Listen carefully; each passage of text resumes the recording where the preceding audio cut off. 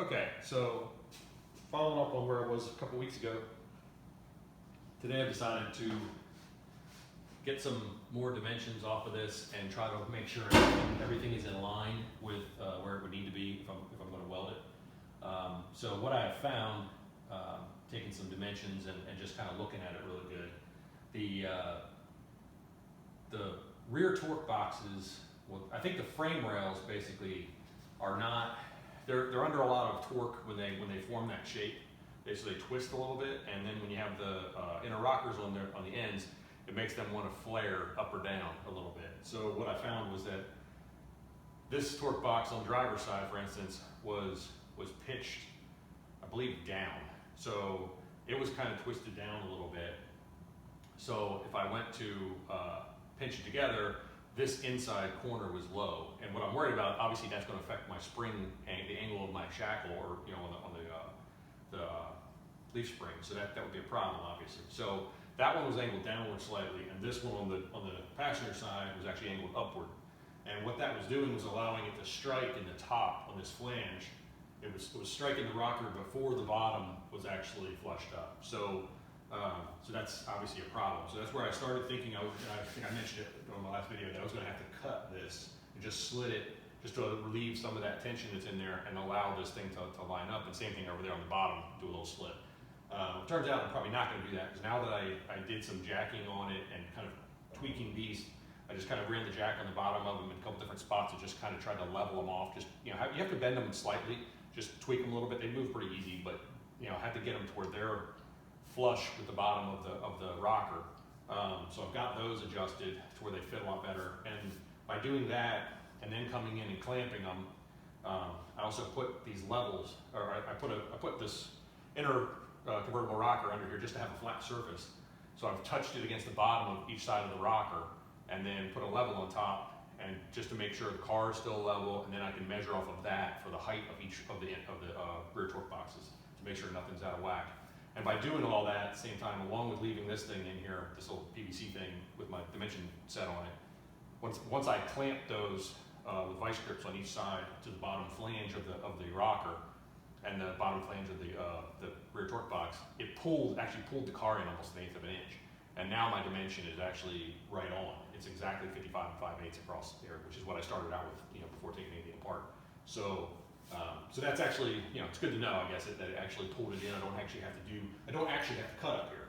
So, because there's not going to be a flange or anything from the inner convertible rocker up in here. It's only going to be down the bottom, underneath, in between the torque box flange and the rocker. So that's actually good. So that means I don't really have to do as much cutting as I thought. I will have to slit it about halfway back on this bottom. Get the camera so you can see that better. But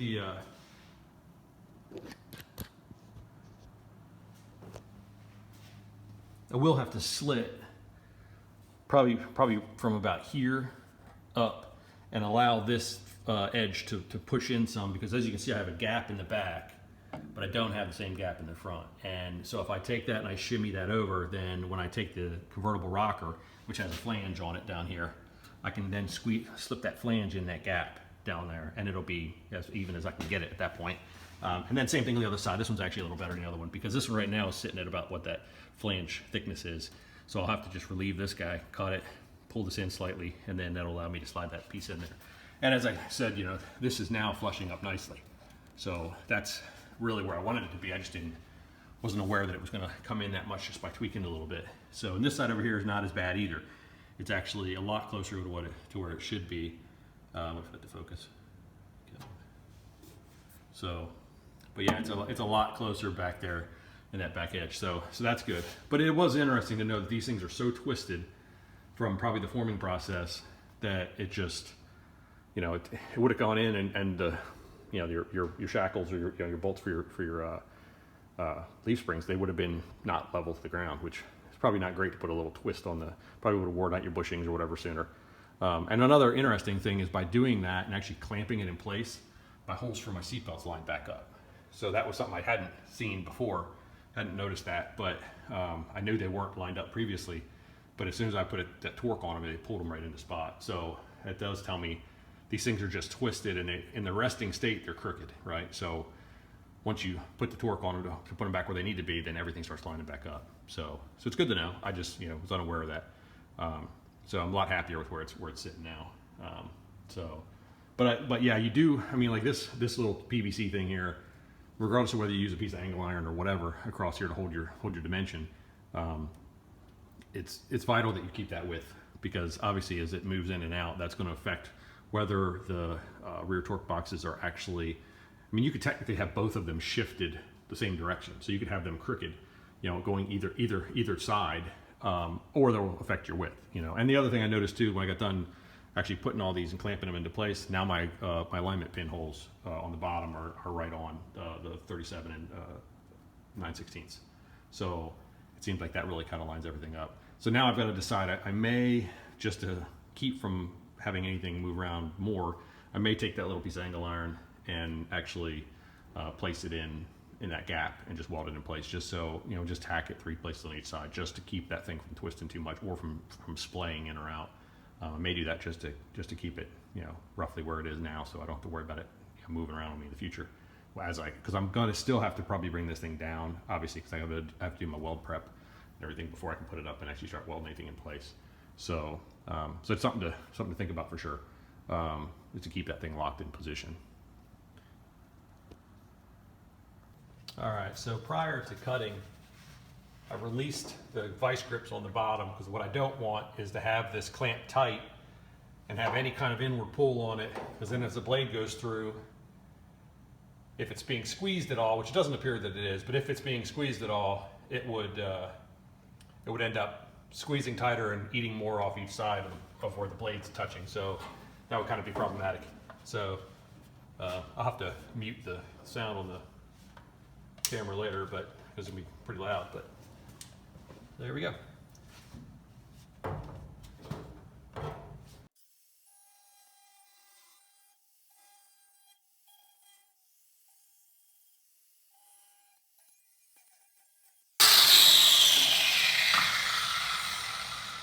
Okay.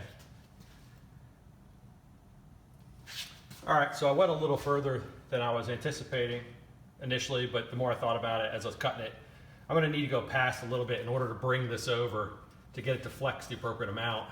It's not going to want to flex if I don't have enough relief in there. So I've got it back to about here now instead of like here. It's not a really big deal. It's still going to weld up anyway, but that at least allows me to bring it over some. Now on this one, because of the disparity in the distance here versus here, I probably do actually have to eat away a little more in there, so I'll probably just trim some of that off now, but in order to make that line up, more where it's supposed to.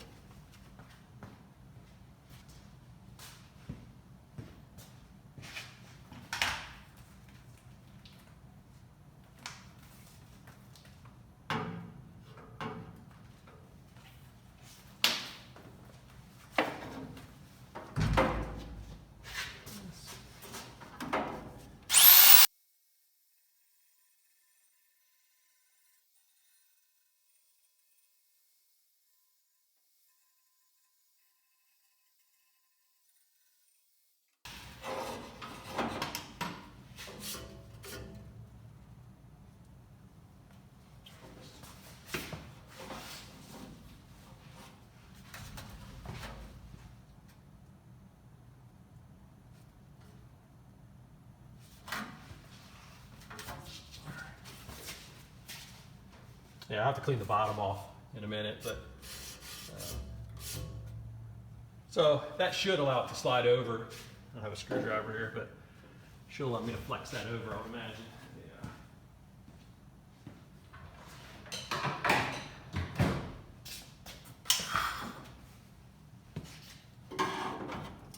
Get that to kick in some probably.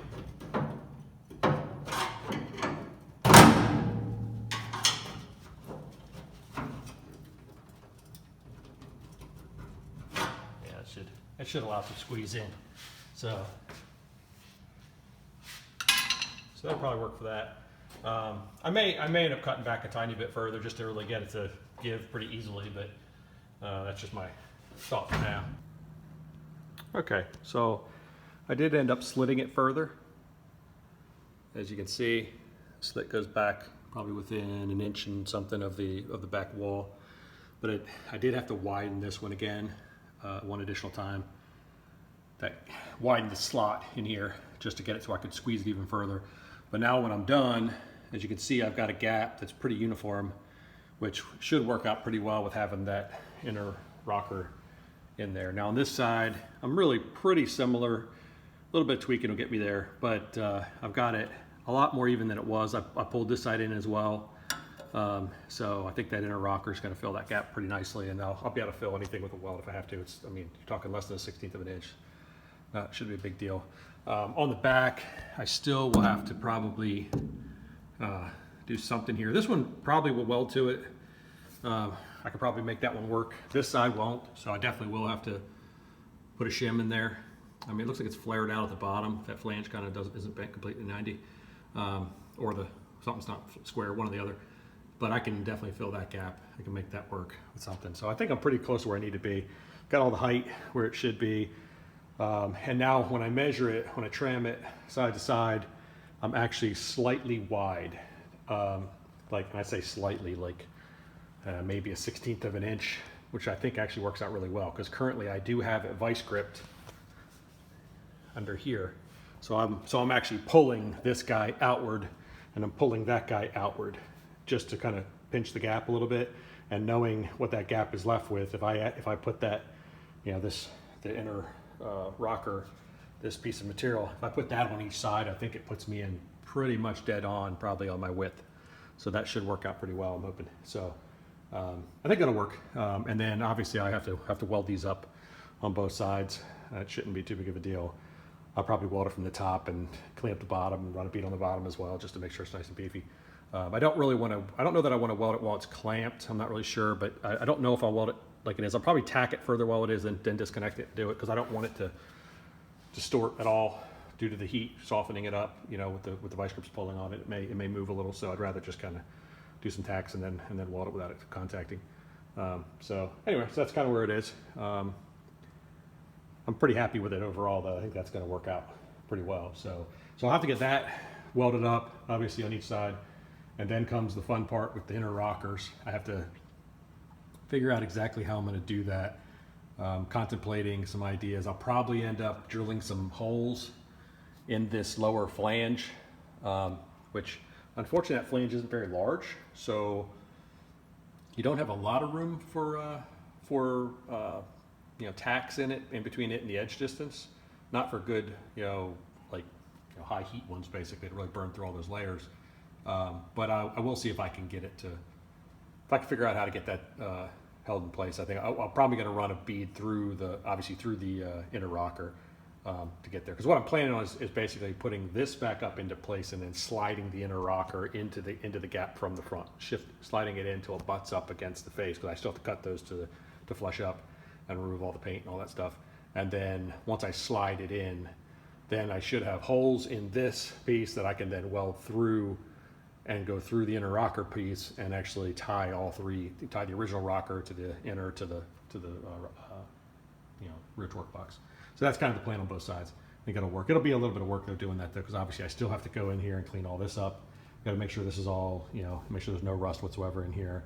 There's just more red paint in here, but not really rust. It kind of looks that color in the light. But clean all the paint off here. You know, paint all that, put some epoxy primer on all that, and then some 2K or something, and then come back, bare all my spots where I'm gonna do my spotting of the inner rocker, and then get that. Then I have to get the firewall cut out, notch that out so I can slide through, and then I'm gonna put another coat of paint on the inside of the inner rocker, because this is only the weld through primer on these right now. So I do want to probably lay some more coating on there just to, you know, increase my chances of it holding up for a long time, and then start, you know, pinching stuff together and welding it. That's going to be another day though, more likely. That's going to be a lot of work. So it should be fun, but it'll be good that once I get that done and get this welded here, then I'm really in a lot better place. I still have to actually drop the frame down because I have to bare all the metal on all these where all these spots go through. I've marked them all. So I just need to go in and hit them all with a you know, hit the sander on them just to clear the paint away from the spot where I'm going to weld them, and then get that back up in there. I still have to weld the back panel in as well, or the trunk pan. I got to weld that to the floor pan itself, in the trunk floor. So I've got to do that as well. I'm not going to weld them to the rockers. I'm not going to weld to the wheel well braces either, because I still am on the fence of whether I'm going to, you know, minorly tub this thing or not. I'm not sure yet. So we'll see. But I mean, when I'm taking the quarters off, I'll be able to get all that out anyway, so it really shouldn't be a big deal. So anyway, that's the plan for now. So more fun coming. Okay, so I just got done at least putting the bead on the seam I cut. Kind of a clunky weld there, but it'll grind off. Got good penetration, so that's all that matters. So with that welded now, I've still retained my air gap, which is gonna be hard to see. There you go. That air gap right in there. So it should still work pretty well for sliding the inner rocker in that gap. So that'll work out pretty well. So anyway, I just wanted to show, got that. So that's welded up, and the next thing will be obviously grinding that down, which is not exactly glamorous. Just grind all that stuff down and then start working on the inner rockers, like I was saying. So that'll take a little bit, but it'll be a good payoff when it's done. All right, thanks.